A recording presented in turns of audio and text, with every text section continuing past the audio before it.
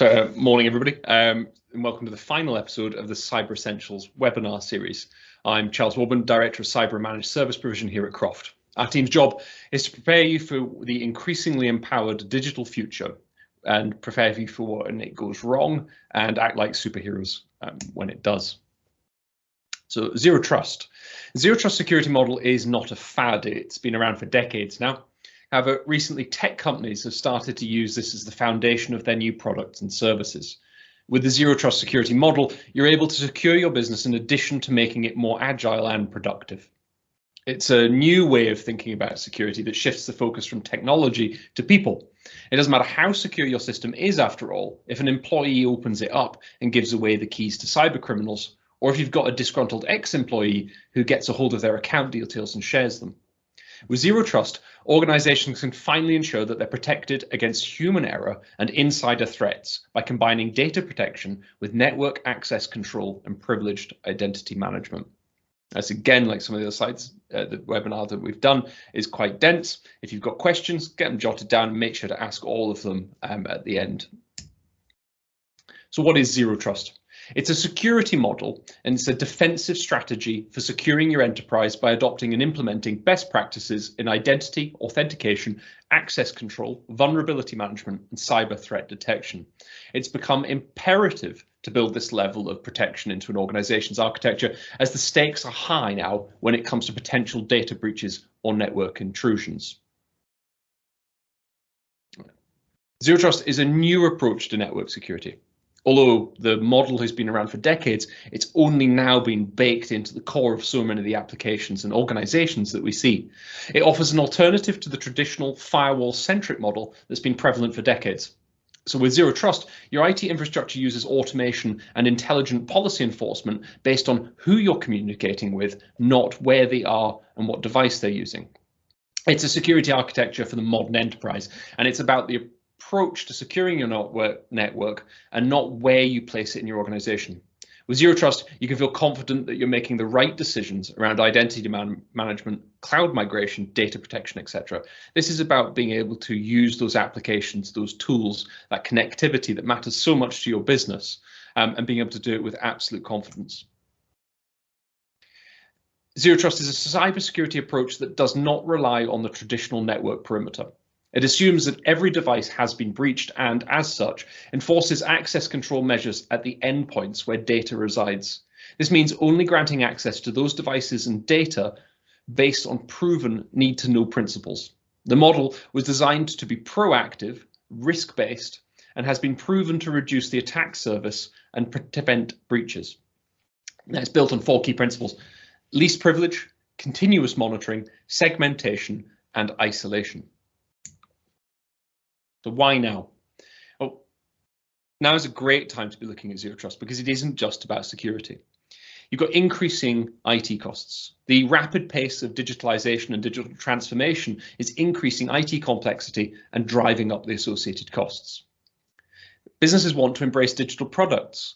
The development of these products and services is being constrained by rigid cybersecurity controls. You throw a big firewall in front of everything and you're going to struggle to get your workforce to embrace the exciting new tools that are available. Mobile working now more than ever is increasing, and we expect to be able to work from anywhere on any device. And we can't be putting firewalls and traditional restrictions in front of all of that activity. The cost of compliance is rising due to overlapping and rigid controls and more strenuous oversight and requirement. In mergers and acquisitions, securely managing these has become increasingly complex, time-consuming and costly. Bad actors, these adversaries are becoming more sophisticated and are outmatching current cyber defenses. And the shift to the cloud is demanding a new approach to securing critical business data. And here I've got collaboration. The demand for better and easier business collaboration requires a more agile approach to security. And it's really, this is the key to Zero Trust. If you want to be able to collaborate in the cloud across organizations as well as departments, you need Zero Trust baked into your operational oversight. Another thing here, and something you might not be familiar with, is shadow IT.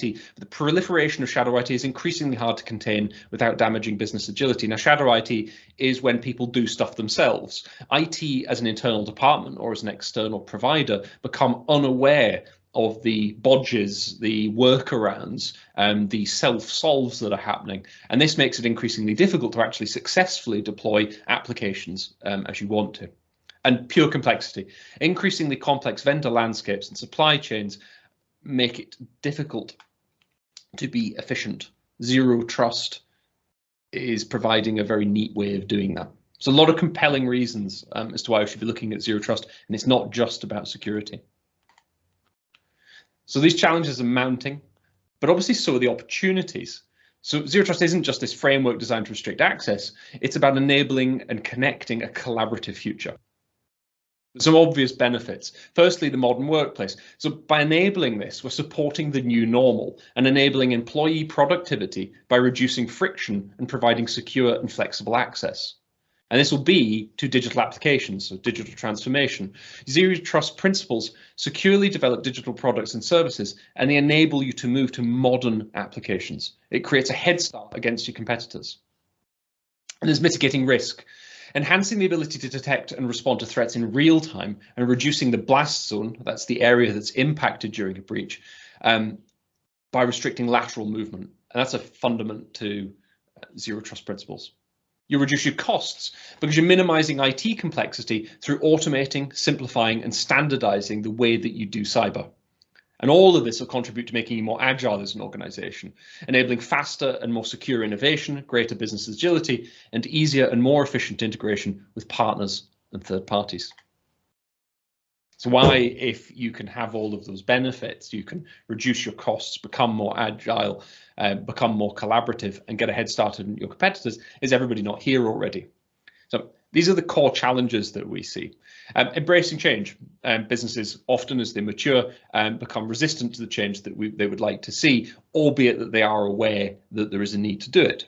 Zero trust has to be supported by a dynamic and adaptive organization, and it's got to embrace new ways of working.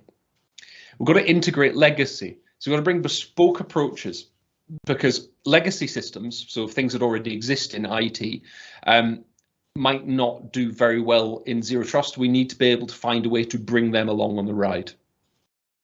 Zero trust requires end-to-end visibility of what you have and how it's used. Now, this here is about transparency, and I've talked about this before in previous webinars. You need, in order to have these collaborative working and agile approaches, the ability to see everything that's happening across the entire organization, top to bottom. That means finance, HR, sales, operations, and you need that end-to-end visibility.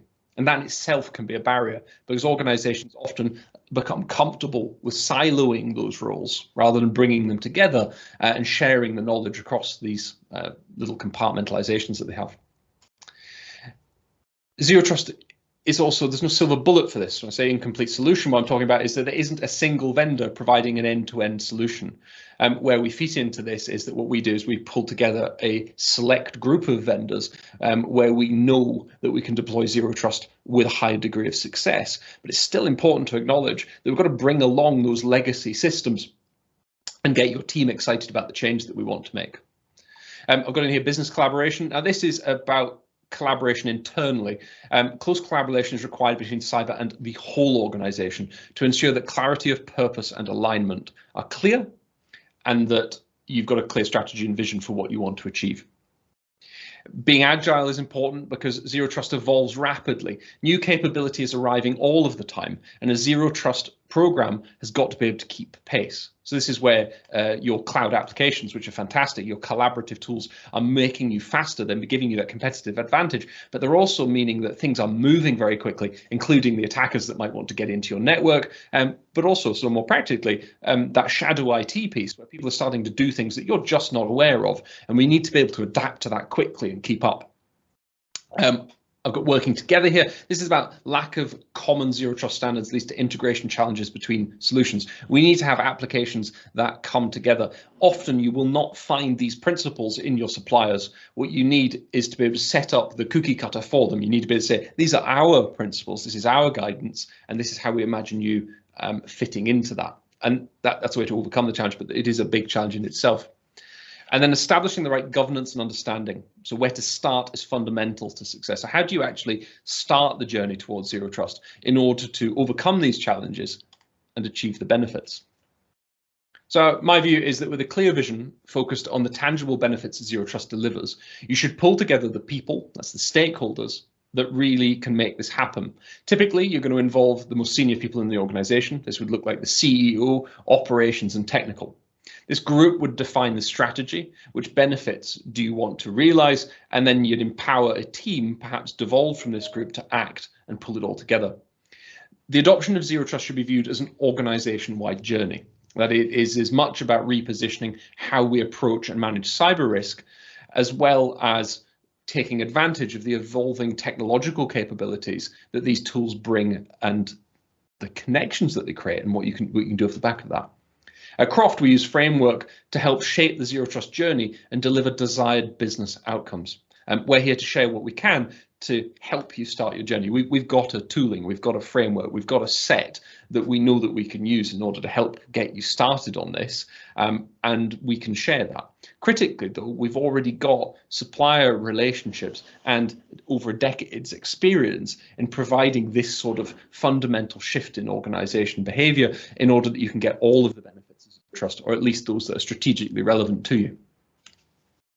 So I keep saying this, zero trust isn't just a security strategy. It's a means to realize the greatest gains available on the modern web while creating a digital pivot at the core of your organization that keeps you agile and responsive.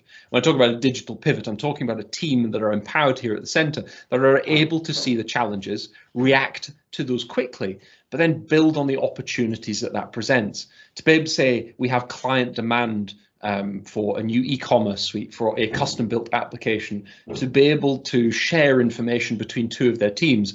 And what zero trust should facilitate or enable is the ability for that to happen really quickly. And that's core to the sell for zero trust, I suppose. So as a cybersecurity team that specializes in security, we've been helping companies rebuild their network and establish best practices, as I said, for more than a decade. Getting into the foundations of our clients' enterprise is key. But it's the people that sit at the top and drive this and give it the authority that are crucial. We're a team of experts who specialize in a plethora of IT disciplines, including cloud computing, data storage, infrastructure management, identity management, malware protection, and crucially, making this information accessible. The people you see in this slide are the vision leaders here at Croft, and I thought it good to share some names and faces and to bring home that this is people working with other people to realize ambitions. And critically, while you often have a heavy weighting on technical when you focus in it, it's the ability to communicate that and rally the business around it that really delivers the meaningful changes that most senior leaders in business are looking for. Internally in here, you need to add our CEO, operations manager and her team, and you've got the zero trust steering group. So we're walking the talk, and for us that's not just us, but it's also for our clients, and it's this multi-level experience that really powers up our business and potentially yours in the years ahead. So the journey to zero trust is different for every organization, and it will be shaped by your priorities. So planning how to get there is important. And now this does not need to be a 20-page document. It's about saying, I want to be able to move to cloud accounting. I want to be able to change my CRM. I want to be able to change both of those things as and when I see fit at some point in the future, without having to put a great deal of thought into it. And those strategic items are what zero trust should enable you to accomplish. You know, if the stuff we're using isn't very good, I want to swap it out. Cool, we can have that done by the end of next week. Might be a bit optimistic for some organizations, but it's the principle that should drive you. Zero trust can help organizations achieve transformational business change. The adoption of the zero trust framework does not necessarily entail a radical overhaul of your existing cyber capabilities. From our experience, and this is firsthand, most organizations already have some of the key building blocks and fundamental capabilities required to embark on a zero trust journey and to realize some, if not all, of the potential benefits. Zero trust environments are primarily built through the integration and evolution of existing cyber capabilities, supplemented with the introduction of next generation technology. With a clear line of sight to the benefits that are being sought, organizations must set clear architectural principles and roadmaps which provide a common zero trust blueprint from which capabilities can be built around. And that's fleshing out on my comment earlier about wanting to build clear strategy. Once you've got that strategy, you've got those simple goals, it falls to the wider team to figure out how to deploy them in your organization and to build, normally in writing, the architecture, to lay out the foundations and the structure of the building so that you know what you're adapting to. It's very, very important, particularly around the security piece.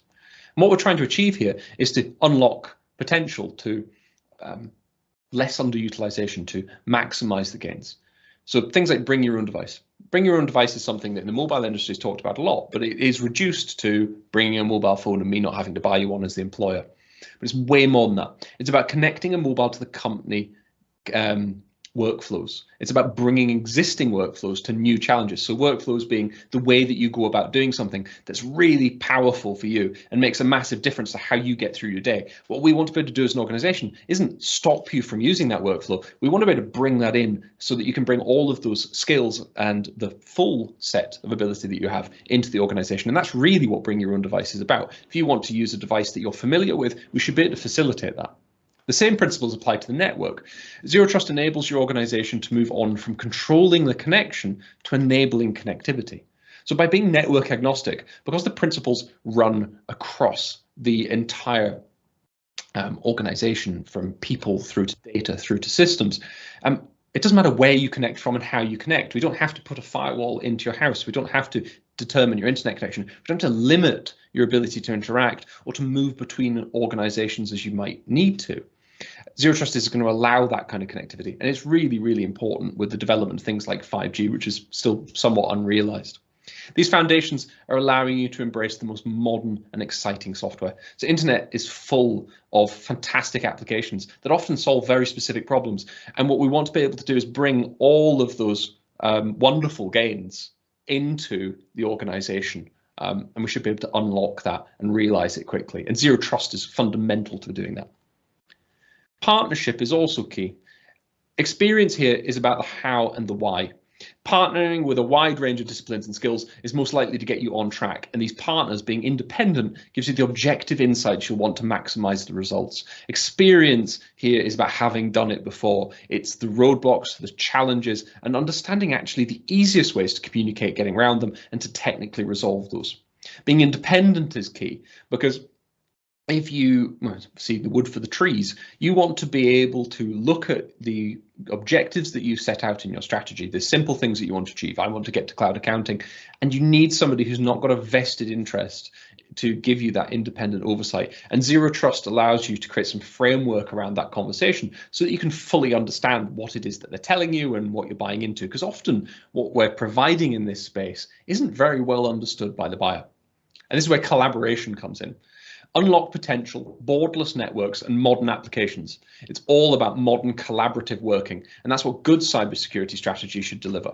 You want experience, independence, collaborative working to bring in these workflows in your own devices to be able to enable people to work wherever they are, however they want to work, using whatever tools it is that give them the best advantage in their role. And this should be empowering. So less costs, because you need less connectivity. That's great, less firewalls, less boundary monitoring. But our framework is allowing you to focus on what you want to do, while autonomous, intelligent tools pick up the signal intelligence to keep you and your team safe online. These same tools are powering things like passwordless logins, cross-application integration, and more. This is where you're talking about APIs and software talking to each other and sharing data. And that reduces the friction in the user experience. And again, this goes back to unlocking the potential through bringing your own device and bringing those custom workflows in. If somebody's got an amazing tool, wouldn't it be fantastic if we could just switch that on and tell them, don't you worry, we've got you covered. And that's what Zero Trust is about building around, is being able to say with high confidence, yes, you can act. Yes, you can do. It's all good. And this is about life beyond the firewall. Thinking about the constellation of people and devices that make your business thrum, and what can we do if we can change the way that we approach IT and businesses by embracing Zero Trust principles in order to realize those gains. So coming together, getting a simple vision and one that focuses on agreed goals with a team that's been empowered to act and get them going. You have nothing to lose in doing this. When digital transformation is done right, it's like a caterpillar turning into a butterfly. And even when it's done wrong, you still have a really fast caterpillar. And I'm paraphrasing somebody else's quote there. but it really is the cornerstone of what's going to happen over the next 10 years. Businesses all acknowledge the need to digitally transform, and they're not too sure where to start. But like the foundations to a building, as we talked about in our previous webinars, if you can build solid and secure foundations and some architectural principles that define what you want your building to look like, then everybody else can come in, get involved, contribute, color, decorate, paint, build, plumb, and do all the other work required. But crucially, because you've got the solid foundations underneath, when it comes time to make a change, to quickly move from the way that you have done things to the way that you want to do things, you can do it with maximum confidence and bring your entire organization to bear on making that successful transition. And this is shorter than the other webinars that we've done, but because Zero Trust really is sort of self-promoting, I have referenced some material in here from the National Cybersecurity Center. There's a Harvard Business Review and their successful pillars for digital transformation. It's a really good article, and Microsoft's blog on Zero Trust principles. Microsoft, a bit like Apple do in iPhone, are contorting Zero Trust principles to their own blueprint. Nothing wrong with that whatsoever, but it's important to note that this is a broadly held 20-year-old principle, so any material that you can find around it is incredibly useful, and the internet is full of material in that space. That's me for the slides there, so I want to open up to any questions if anybody has any. And do feel free to switch camera off, come forward and ask, or if you'd prefer, stick it into the chat window. I'll keep an eye on both.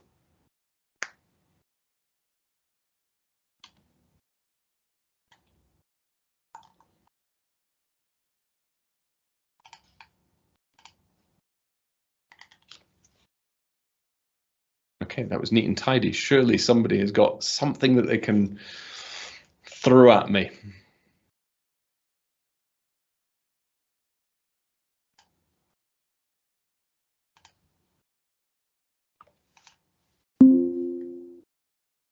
Grand, that's super. Look, if nobody's got any questions, I've done my job well in the presentation. If you have any follow-up pieces at all, Cassie will share the details with you.